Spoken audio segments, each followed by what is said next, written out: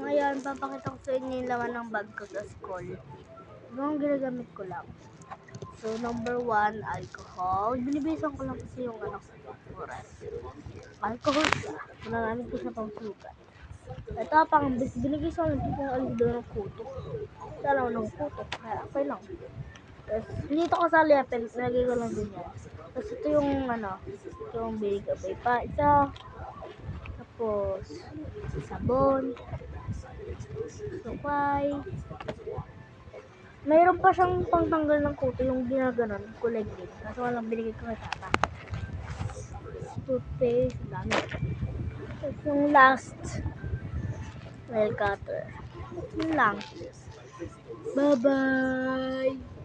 Saka mag-follow na rin kayo. Ay, di, subscribe pala. Subscribe. Like na rin. Palay. Palay ka. Saka subscribe.